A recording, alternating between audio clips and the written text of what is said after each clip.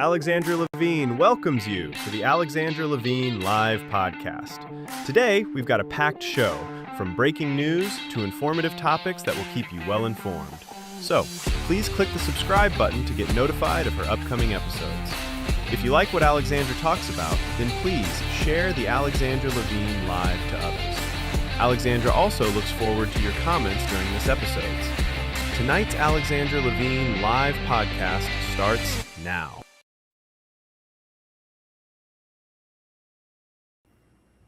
Well, hello, everyone. Hello, this is Alexandra Levine live with the America's Pulse Network. You are all in tonight with me, Alexandra Levine. Oh my gosh, we have some strange and weird breaking news with former Secretary of Department of Homeland Security, Kristi Noem, and her husband. Let's put up this image.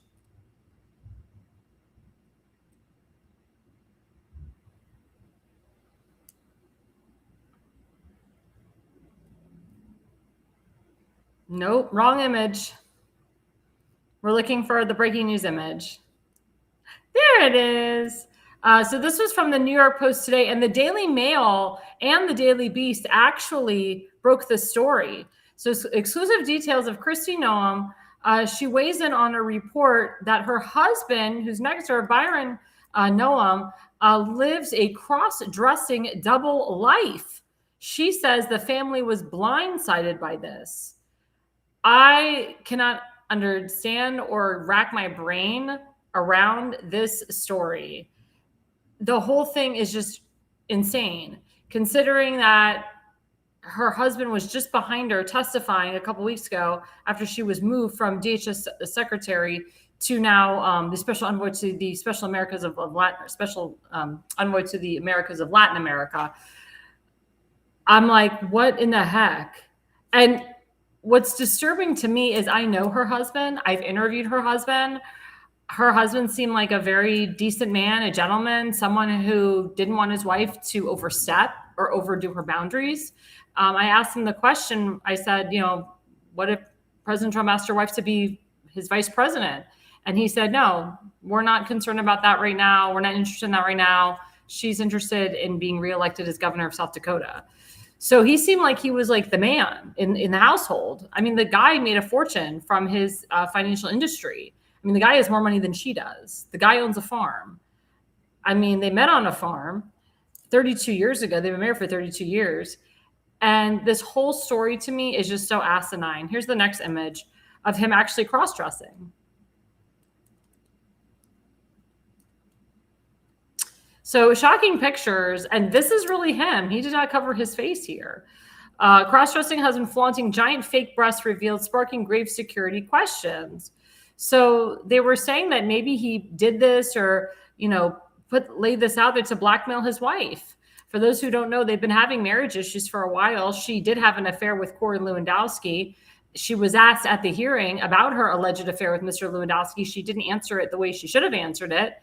And this whole thing is just insane. Now, they were saying that he was going on websites and looking at like good-looking hot women with great bodies. So he's like, well, I'm going to look like you and have a hot body with big boobs.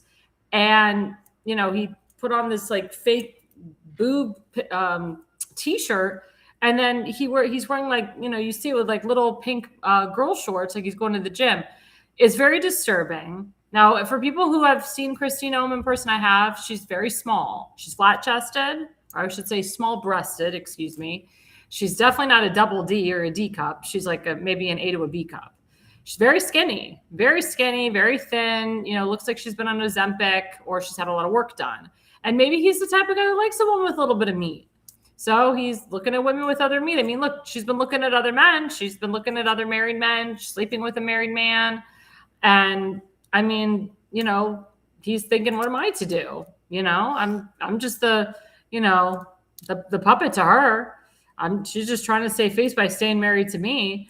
But the whole thing is just insane. I mean, the fact that there's any validity to this story is very, again, asinine to me, very disturbing to me.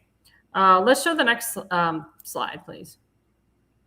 So this is your need to know. So Kristi Noem has reportedly been blindsided by new reports about her husband, Brian Noem. So apparently she didn't know that her husband had this like second identity. She know that he was a cross-dresser, and neither did her children. They have 3 children together, and they have grandchildren. The Daily Mail published photos today that show Byron dressed in women's clothing, including the massive fake breasts and the pink hot pants, as the picture we just showed. This is even more disturbing. Byron also reportedly paid at least $25,000 to chat with online fetish models in the bimbofication scene. So this is through PayPal, by the way. He paid $25,000 to chat with these online fetish models who have huge boobs. And he's like, oh, I'm going to show you I can make myself have huge boobs too. Now, I don't necessarily think he's cross-dressing. I don't think he's a transvestite or a transgender or whatever. But I mean, this is disturbing information. And again, it comes on the heels of her being removed from DHS DHS secretary. So maybe it was good that she got removed. Maybe people knew something that President Trump didn't know, or maybe President Trump had his suspicions, but President Trump heard about this and he weighed in on this and he's like, oh my God, if this is really true, I feel so bad for the family. I mean, this is sick and disturbing. We don't know how long this guy has been doing this, but as I said, I interviewed him years ago and he seemed very much in love with his wife. He talked about how they met. He talked about how he was excited because he was going to be a grandfather soon. And he talked about his life in South Dakota and how he met her and how he made his money and so forth. So it's very disturbing to me that this is her husband. It's very disturbing to me that this is like coming out as like a real story. But I mean, now people are saying, well, I guess she's justified having an affair with Corey Lewandowski. So this is why she had an affair with Corey Lewandowski, because her husband was dressing up in women's clothing, looking like a woman and paying $25,000 to chat with online fetish models. My question to my audience is, what do you think? Do you think the story is true? Do you think these are real photos? Do you think he really was like this? I mean, the $25,000 payment is, it's verified. You can look up a person's record and what they pay for, especially if it's like an open online thing. You can find what people pay for and what they charge. It's very sick and disturbing. As I said, I know this man. I interviewed him. I never thought in my wildest dreams this would be him. She's not so innocent either. She's a whore herself. So, the biggest difference between her and him is I don't think he cheated on his wife, technically, meaning he didn't have sex with another woman. He did, in a sense, cheat physically, and it was just still disgusting. But like I said, they're 2 peas in a pod, and I don't know why they're staying in their marriage. Maybe they have a hell of a prenup. I don't know. Maybe they didn't get a prenup. I don't know. But if I were the 2 of them, I would get divorced. This is just insane. They should both be embarrassed and humiliated and ashamed. If they're going to therapy and trying to work out their marriage, that's one thing. But this is so sad, and I'm sure that her marriage will be coming to an end, and Corey Lewandowski will be in the scene screwing her at a farm near you, or a farm near her, I should say. Another breaking news, which is very disturbing. So this guy, James A.L.L, who I know personally from Anne Arundel County, he's a Maryland Republican Party official and head of Annapolis-based GOP compliance at Aton Strategies, was indicted on wire fraud and money laundering charges unsealed yesterday, Monday, March 30th. A.L.L, treasurer for over 40 campaigns, is accused of defrauding an unnamed politician and a local tennis group. The unnamed politician, I'm just going to tell you who her name is. Her name is Kathy Szeliga. Kathy Szeliga is a huge rhino. She is the head of the Maryland Freedom Caucus in Maryland. She's the one that always, pushes against the transgender stuff and, men shouldn't be in women's locker rooms and whatever. But she's a huge rhino, huge never Trumper. And it's still listed that James A.L.L is her treasurer, which is really disturbing. Federal charges of wire fraud and money laundering were unsealed in U.S. District Court by Magistrate Judge Aaron Asian. A.L.L served as treasurer for more than 40 campaigns, including, like I said, Delegate Kathy Szeliga. Kathy Szeliga is up for re-election, by the way. The indictment mentions an unnamed politician and the Anne Arundel County Tennis Association, where A.L.L was listed as treasurer. FBI investigators previously questioned A.L.L in February 2026 regarding over $100,000 in inconsistent bank balances for Delegate Szeliga's campaign. Maryland GOP Chair Nicole Buharris confirmed that A.L.L is no longer a contractor for the party. And this is disturbing because A.L.L was very close to the Harrises. He worked with Andy Harris. He's been working with Nicole Buharris. How, people say, like, how could Nicole Harris, as the MD GOP chairwoman, how could she not know that this was going on? Like, he literally did this underneath their noses. Szeliga stated that her campaign began an internal audit and is cooperating with investigators, noting that a professional treasurer and someone I considered a fiduciary may have violated our trust. I mean, there's been reports against James A.L.L for years. I thought it was very disturbing that he was the treasurer for all these different campaigns. I said to myself, how does this guy keep it straight? But apparently he was funneling money from campaigns to pay off a loan for his yacht. His yacht is very expensive. And he's like, well, I need to pay off my yacht, so I'm just going to use the campaign funds that I get. And that's how I'm going to pay off my yacht, which is illegal, of course. So this guy should be going to jail for a long time.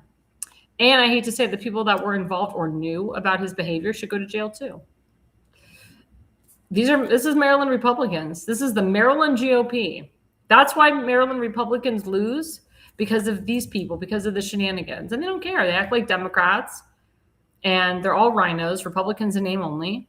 And none of these people are honest. None of these people have clean slates. And it's really sad. But you know what? In the end, Lady Justice comes through. And in the end, we find out who are the real people and who are the snakes. And James A.L.L, I'm sorry, he's a snake. And he should be held accountable for his crimes. I just want to say, I want to thank law enforcement. I want to thank local state government enforcement for going after him, for breaking the law, because nobody is above the law, including these damn rhinos. But let's turn to some good news. What does Paul Lemon say? So breaking, and we've covered this on my show in recent months, but Palm Beach International Airport is officially being renamed to Donald J. Trump International Airport as of July 1st. Governor Ron DeSantis has signed the bill. LFG, this is well-deserved. Florida is Trump country, which is true. Very, very true. And as you know, President Trump, he flies into Palm Beach International Airport on a weekly basis. Every weekend he's down there to Mar-a-Lago, because Mar-a-Lago is in season right now. They're heavily in season. And, it's very important. It's very, very important that we make sure that President Trump has a airport named after him. Now, some people have stated, why are we doing it now that he's president? We should wait till after he's president and rename an airport after him. I've had people tell me, well, why don't we put his name on a bigger airport? Palm Beach International Airport is like a small airport. It's not like a huge airport. Well, it depends on the state, depends on the governor. This is an airport that he goes to all the time. People know him there. My uncle actually drives by this airport all the time and sees President Trump's Air Force One all the time and Marine One all the time. So kudos to Governor DeSantis for signing this bill. Governor DeSantis has been kissing Trump's behind a lot lately. For those who don't know, Governor DeSantis will be out of a job after the next election because he's term limited. Byron Donalds is the one who's supposed to win the primary and win the governorship. But what is Mr. DeSantis to do? What is he and his wife going to do? You think they're just going to walk away and be parents and just go live a life that they don't know? No. Governor DeSantis has been in politics majority of his life, half his life. So there's talks that the governor may join the Trump administration. We'll keep you posted on that. Then there's talks that my Senator Rick Scott may retire and Ron DeSantis may run for his seat. I'm telling you, Ron is not going anywhere. I don't see Ron running for president again. I think he really screwed himself by running against Trump. I could see him as vice president. I could see him in that position, but I personally don't see him as the president of the United States. But you never know. This country is very forgiving, and people in positions of power, they get in through different channels. So maybe this country will be convincing and they'll put Ron DeSantis in as president, but we don't know. We'll just have to find out. But I'm very happy about this. I'm very, very happy about this. So look, July 1st for the renaming of Palm Beach International Airport to Donald J. Trump International Airport. Now we go into segment one. So segment one's title is My Cpac 2026 Analysis. So I had the pleasure of going to Cpac. It was in Dallas this time. instead of DC. Matt Schlapp decided to get rid of the contract in DC because, DC is corrupt. And I think Matt Schlapp was getting screwed by the money that they were charging him. And he's like, where can we go where it's very Republican and it's Trump country and I don't have to deal with a lot of crap and it's constitutional carryover there. You don't pay state income tax, sales tax. Let's put it in Texas. So that's where they had it. They had it in Dallas. But I'll be honest with you, there was not as many people as I've seen in future Cpacs. President Trump did not speak, neither did J.D. Vance, neither did any heads of the cabinet under President Trump. So people are like, well, President Trump's involved in a war right now. It would look bad if he, took a weekend off or a day off to speak. Well, President Trump's never missed a Cpac except for 2016. So it's very unusual that he missed this one. It's very unusual the vice president didn't speak. It's very unusual Marco Rubio and Pete Hegseth didn't speak. And I think it's because Cpac, in my opinion, has lost its spark. Now, the theme was a very different theme than what we've seen. Yes, they had a lot of MAGA people there. It was America first. A lot of very, very hardcore conservatives didn't feel it was America first. They thought it was Iranian first.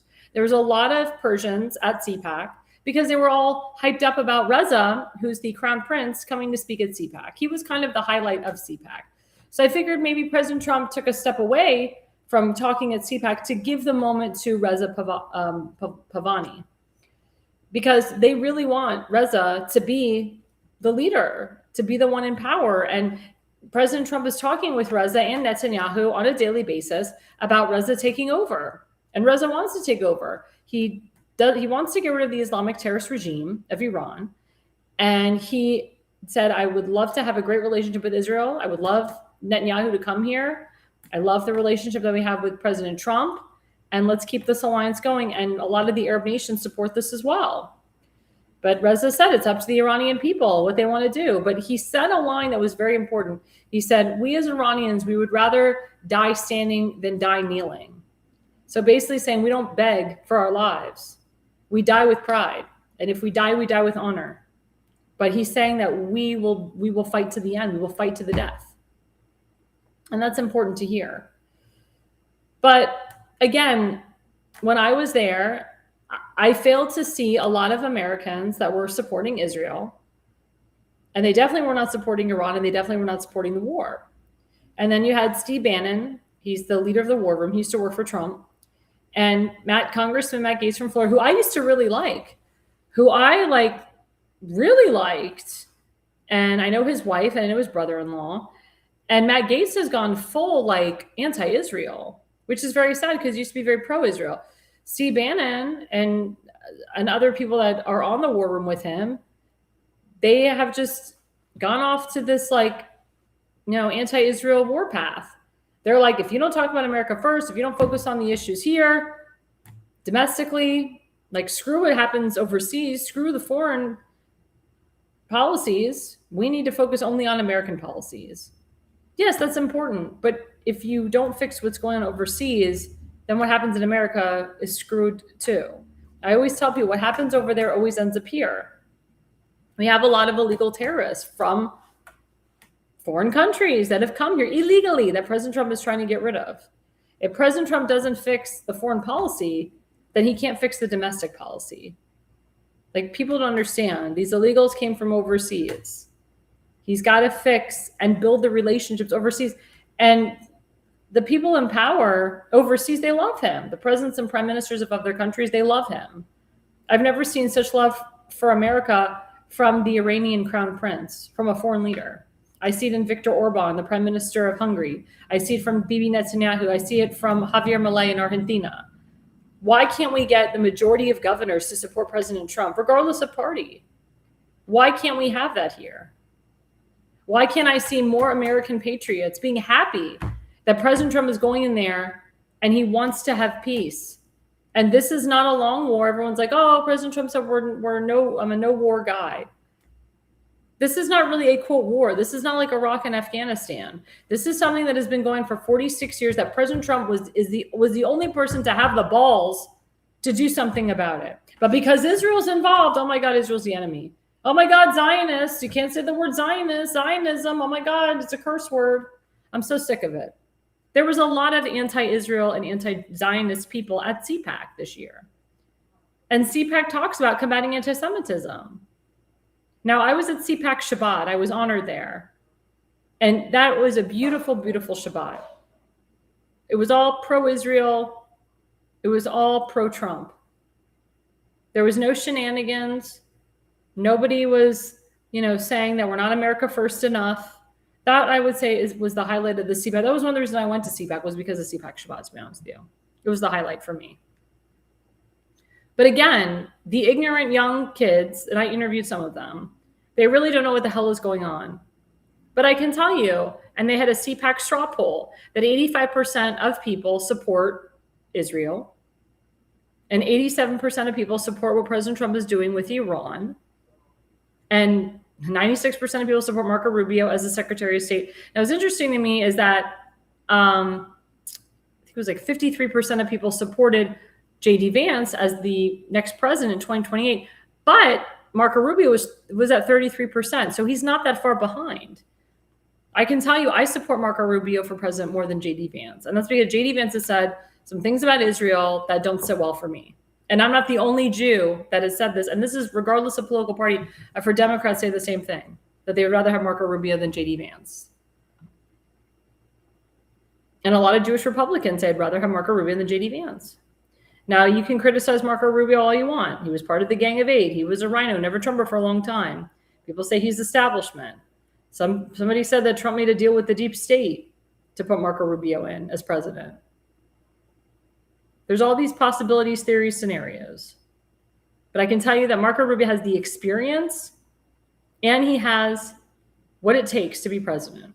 Also, you want a president in there that supports your allies and will work with your allies. I want a president that will support Israel and work with Israel. And I believe that Marco Rubio will do that. I believe that Pete Hegseth would do it too. Tulsi Gabbard, not so much. Definitely not. J.D. Vance. I could see RFK Jr. working with Israel. I could see John Radcliffe. That's about it. Pam Bondi. Pam Bondi does very well with Israel. She's done a lot in the state of Florida when she was the Attorney General working with Israel, with the Florida Israel Business Accelerator, FIBA. But look at what we have to choose from. But then I also have criticism from people that are saying, why are we discussing 2028? We're not even there yet. We got 2 years left to go, and we're all talking about who's going to be the next president. It's too much drama right now. The mainstream media is pushing a war, and they want you to choose between Marco Rubio and J.D. Vance. That divides the Republican Party even more. Republican Party is already divided. We have the alt-right crazies that are anti-Semitics. They're like white supremacists and KKK. And then you have the conservative movement, which is the same people such as myself.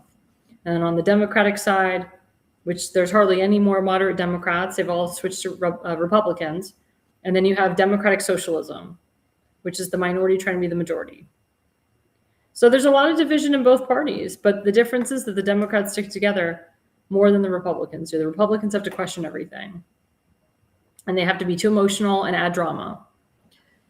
So as you know, every time I go to Cpac, I always wear something. I wear an Israeli flag on my dress.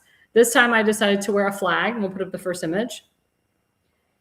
So the flag shows America on top and Israel on the bottom holding hands. So it shows that I am America first by having America on the top, and then I support Israel second. It doesn't show that I'm Israel first. It doesn't show that I put Israel first and foremost before any other country. But I can tell you that every other photographer came up and took a picture of that. I was interviewed by many people because of that flag draped over my body. I hung out with a lot of Iranians for Trump and a lot of Iranians that support Reza. And I can tell you that there was actually in the next images, I'll get more into detail about that.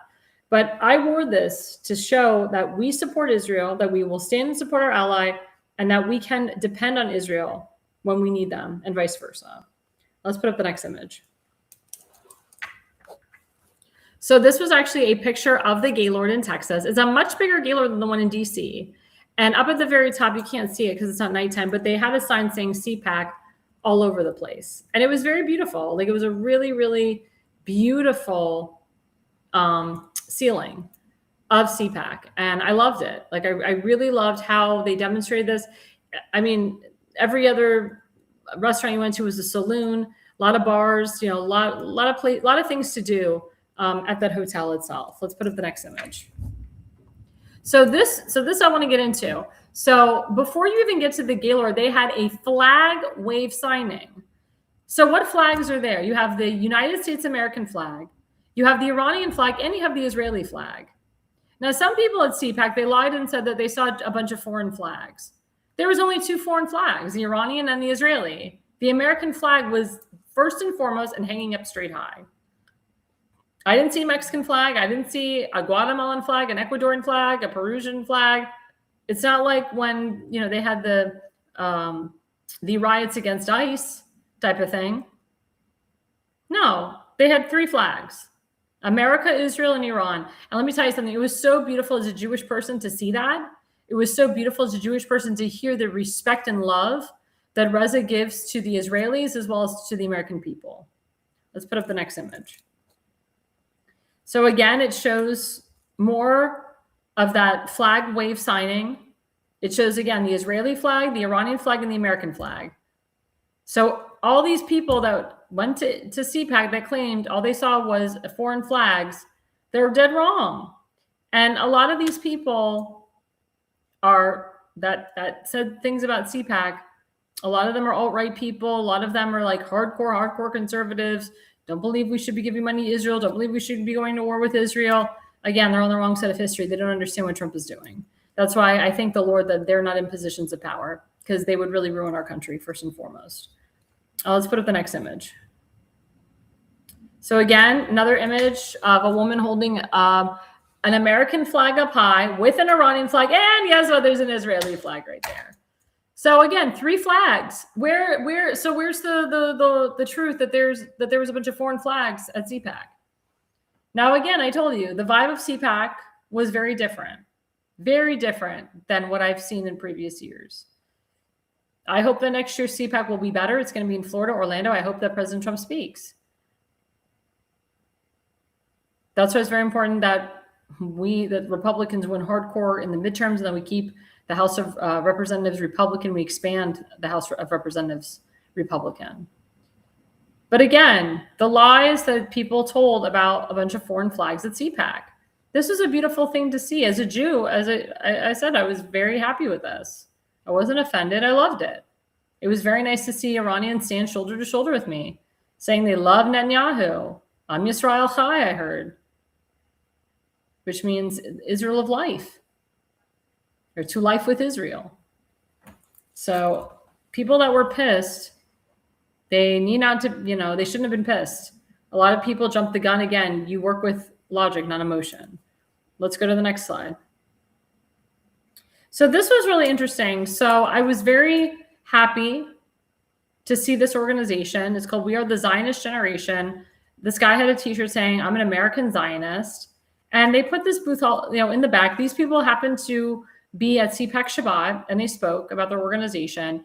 This was the only pro-Israel group that was at Cpac. Everything else was anti-Israel. Everything else was crapping on the Jews. There was a guy named Eric Prince who got up and he was very negative about President Trump in Iran, and talked about how we shouldn't have foreign governments controlling what we do. We shouldn't have foreign governments involved. He's a moron and an idiot. And a lot of people were sick of the anti-Israel rhetoric that was coming out of people during Cpac, during these speeches. So I'm very happy that this organization was there. The guy to the far left with the gray hair organizes the organization. I did ask him to come on my show. I will be interviewing him, because we need to define the word Zionism for people in my audience and for people nationwide or worldwide.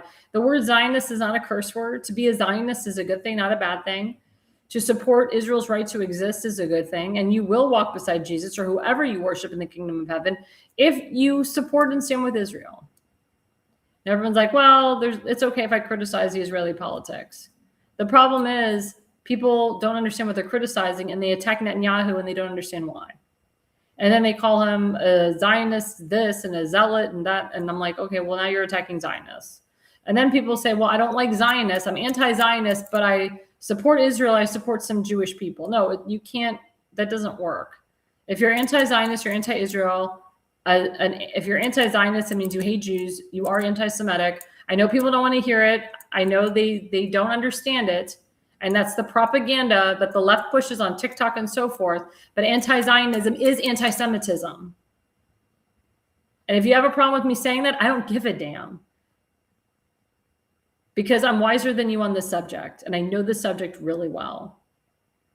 And there's anti-Jew Jews. There are Jews out there that hate Israel, that hate being Jewish. And they're loud and proud about it.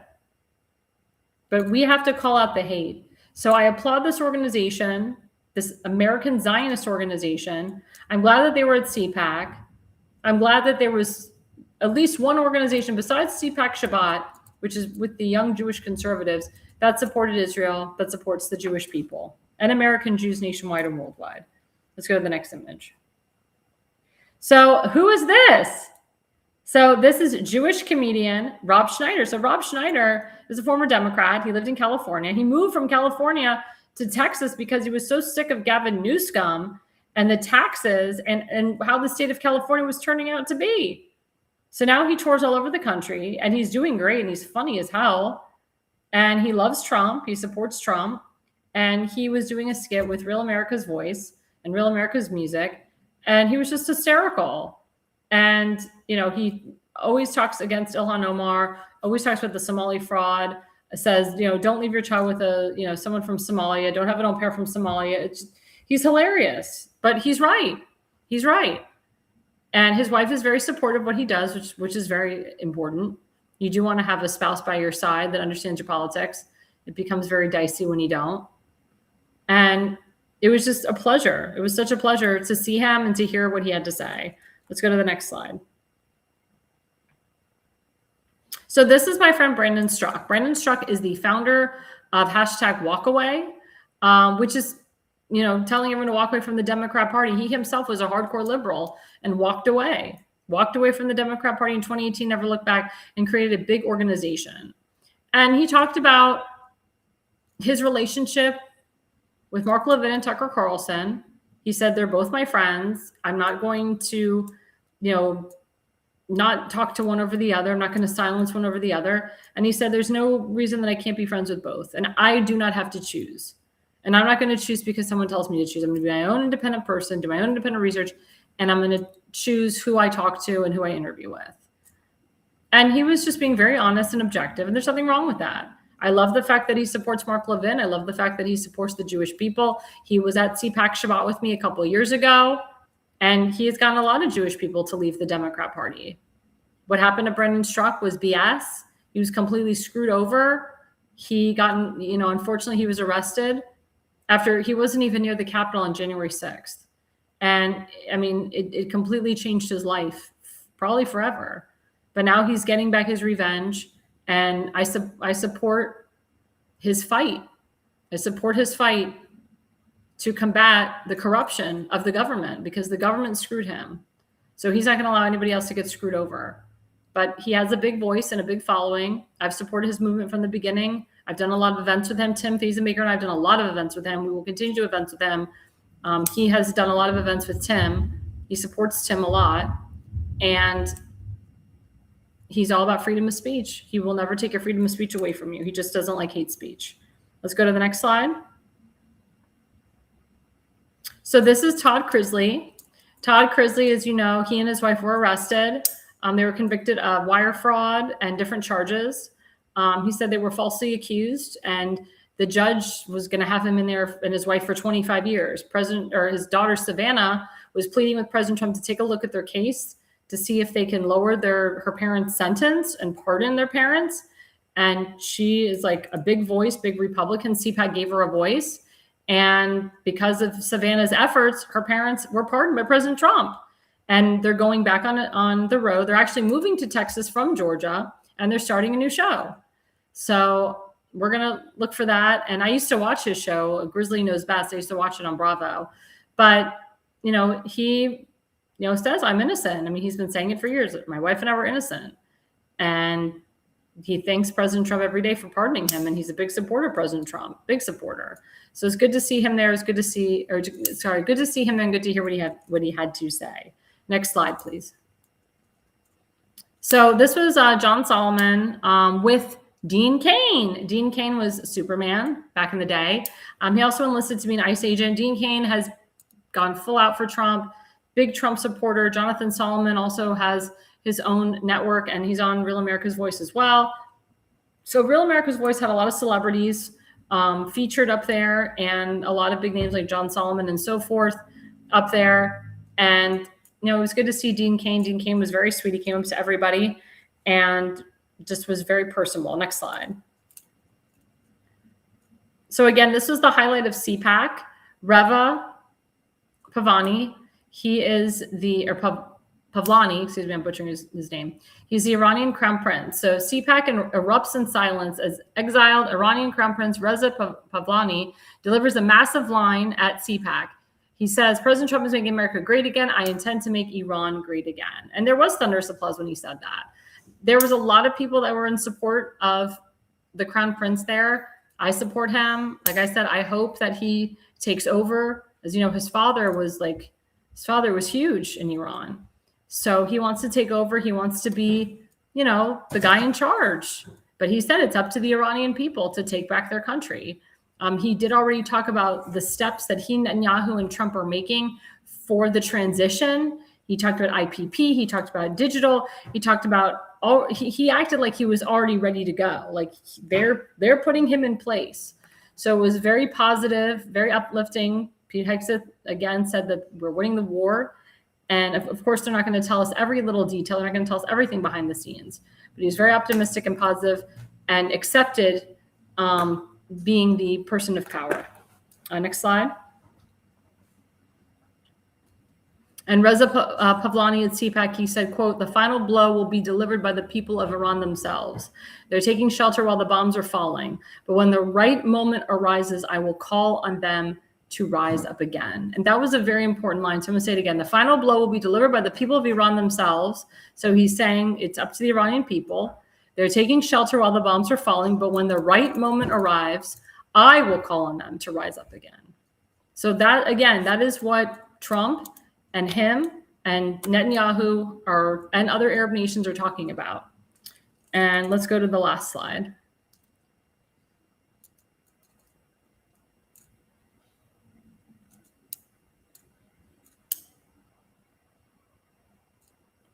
No, I thought I had another one in there. Unless that was the last one. I was counting it correctly. Oh, I guess not. I thought that was the last one. So that's a good one that we ended on. So again, you know, if you went to Cpac, what I want to know from my audience, what was your take on it? How did you feel? Was it a different vibe? Were you happy that President Trump didn't speak? Were you unhappy? I can tell you I was very unhappy that President Trump wasn't there. And it kind of put a damper in the mood. And the energy wasn't there. But for people that were saying there wasn't a lot of people there, I can tell you Saturday it was packed because they had a lot of bigger names that were speaking, like RFK Jr. and Brandon Gill and Reza, and actually the Prince of Poland, or not the Prince, I'm sorry, the Prime Minister of Poland spoke. And it was, I mean, and someone, I think it was the President of Brazil spoke. I mean, some big names from overseas came and spoke. So it actually made the convention a lot better. And again, oh, and I'm sorry, I correct myself for the record when I said no one from Trump's cabinet spoke. RFK Jr. was really the only one from Trump's cabinet that spoke at the entire Cpac. But it's, you know, again, I want to hear it from you guys. You know, a lot of people said it was a great Cpac.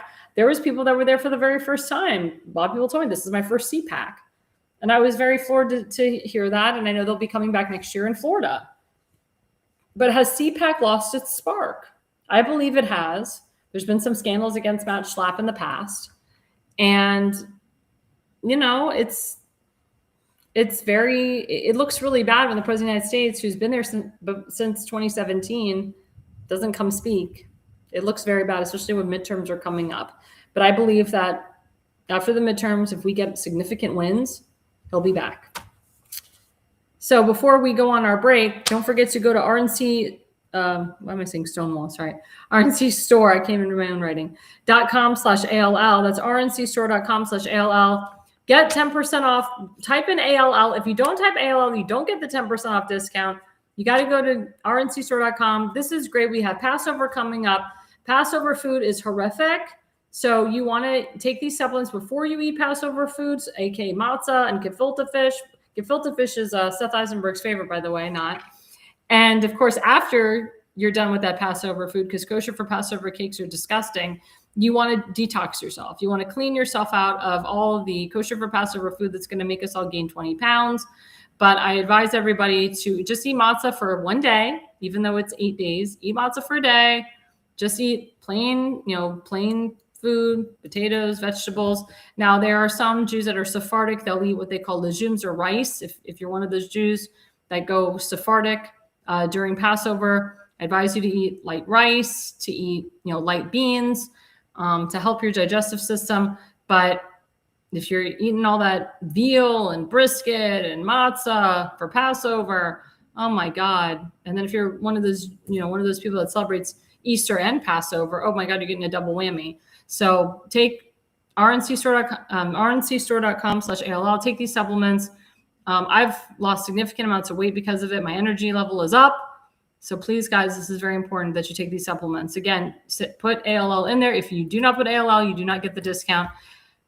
Stay with us, guys. We are live, and we will be right back after the break.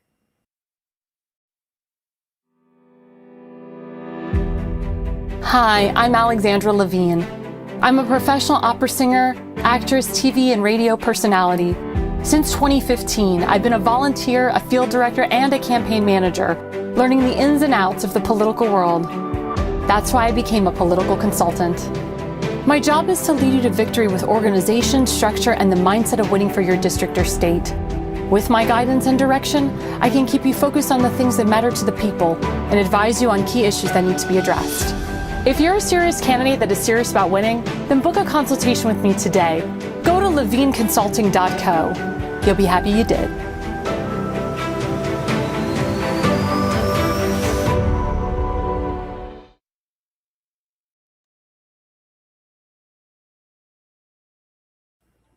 Well, hello, everyone. We're back. I'm Alexandra Levine, live with the America's Pulse Network. Don't forget, we are live at America's Pulse Network. Like and subscribe to us. We are currently on Rumble, Spotify, Substack, Facebook, X, YouTube, True Social, Parler, Instagram, TikTok. We're on about 15 different connections nationwide and worldwide. So please, guys, like and subscribe us. And also, you can currently go on our website, AmericasPulseNetwork.com, and we should be aired live on our website. If you are interested in being a podcaster, and we have been expanding our podcasts, especially this year, go to our website and sign up as a podcaster. If you're interested in sponsoring my show, other shows, the network, the Pulse, please go to AmericasPulseNetwork.com and fill out the sponsorship form. We would love to have you as a sponsor. We're always looking for sponsors. So segment 2, of course, talks about the SAVE Act, which has not been passed yet, and election integrity. And President Trump is pissed because the freaking Senate decided to take a recess, which he was really pissed. And he's calling all the senators and the congressmen to come back to D.C. and pass this act. Because what happened was John Thune, in the middle of the night at 3 a.m. last Thursday morning, called Chuck Schumer and basically gave the Democrats everything. He gave them everything. And guess what? Lack of funding for ICE, lack of funding for DHS. We're not getting everything that we wanted to get. And that's because of John Thune, the Senate Majority Leader. He's a POS. He's a rhino mofo. I never supported him. I supported my Senator, Rick Scott from Florida, as the Senate Majority Leader. There's got to be a way to get rid of John Thune. There's got to be a way to get rid of him. This is insane. But he's Mitch McConnell and John Cornyn light. So he's going to do the bidding of the Democrats and the rhinos, because that's what he is. He's going to do the bidding of Mitch McConnell, because Mitch McConnell is retiring. He's not coming back. So he's doing the bidding of Chuck Schumer as well. But election integrity is really huge. And as you know, in certain states nationwide, they do not require photo ID. That's a problem. And mail-in ballots are huge in certain states. As you know, some states you can request a mail-in ballot, but in other states, once you say, I want a mail-in ballot, you always get a mail-in ballot. So, of course, there's chaos with that.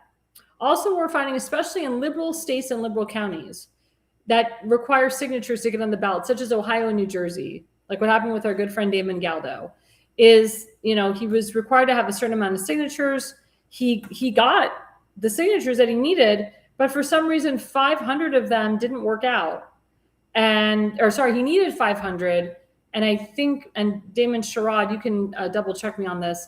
I think maybe he was over, maybe at 580, 590. Oh, 82. There we go. Thank you. So he was at like 582. And all of a sudden the State Board of Elections comes in and says, wait a minute, these are not good signatures. They're not verified.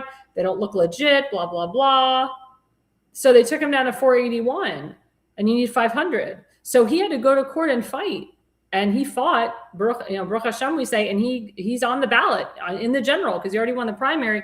This was for the general. So it's a real problem. We got 507. Thank you. So, because I think you need 500 to get on the ballot. In Ohio, for example, for local races, you need 50 signatures. And there was one lady, she got 58. But what did the State Board of Elections say? Well, this person, they haven't voted in a Republican election in a long time. This person's signature, you can't read it. This person's signature is involved. The dates are wrong. So they took her from, she had 58 down to 49. So they made her under so that she couldn't get on the ballot. Then by the time she was trying to fix the situation, they said, well, I'm sorry, you have a deadline. If you don't comply now, you won't get a chance to be a write-in. And she's like, what? So they gave her like no chance to fix her problem and to get her on the ballot. Now they were pressuring her to be, they're like, if you don't do this, you can't be a write-in. Now she's a write-in candidate. But it's really sad because I know the people that worked with her. I know the people that were, trying to get signatures 2 days before the deadline. And what we're seeing with these damn people, State Board of Elections, is you have to have a ton of signatures now. If they tell you need 50, you need to get 100. If they tell you you need 500, you need to get like 1,000. Because what they do is they try to cut at least half or a third of the signatures that you get so you're not on the ballot. But the sick part is they're more concerned with you getting on the ballot than checking signature verification on the mail-in ballot. That's the sick part. That's the sick part. And people aren't talking about that. That needs to be addressed. That's why we need to get rid of these damn mail-in ballots. It's bullshit. Pardon my language. It's crap. It's real crap. Like I said, I was in Europe with Martanya Grossi. We talked about this on our network.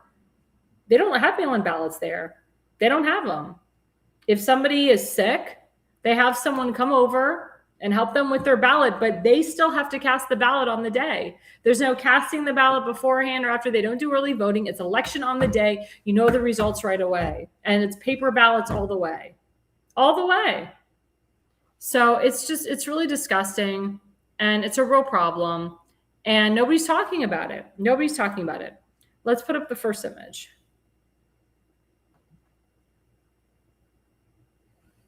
That's not the first image. There we go. So this was a big story that happened out of Palm Beach County.